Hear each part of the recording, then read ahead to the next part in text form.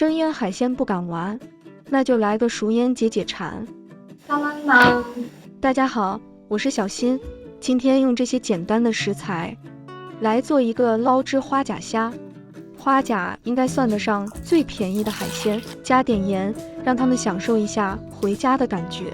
来点红辣椒，调味必备小当家，随便给它切几刀，放入盘中摆成花。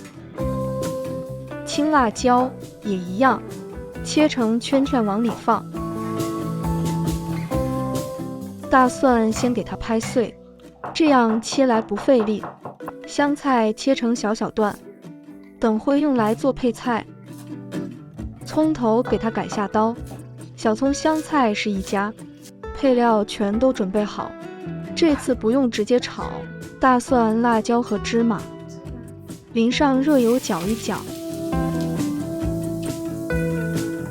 盘中先装一碗水，全部调料到一起，加上几勺酱和醋，糖和食盐别放错，搅拌均匀就能用。感觉好像不够酸，来点金桔柠檬汁。花甲此时已泡好，给它洗个热水澡，加点生姜和料酒，放到一起煮一煮，煮到花甲都开口，放入冷水过一手。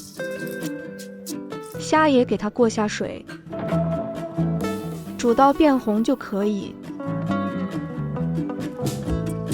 花甲去掉另一半，只留带肉这一块，虽然去壳有点累，等会吃起不费力。虾也给它去下壳，等会直接泡里头。前后花了半个钟，全部倒入料汁中，搅拌均匀放一边。此时口水已经往下咽，就这样一道熟腌海鲜就完成了。不敢吃生腌的朋友也去试试吧。喜欢我视频的朋友麻烦点个赞，关注一下。感谢您的收看，我们下期视频再见。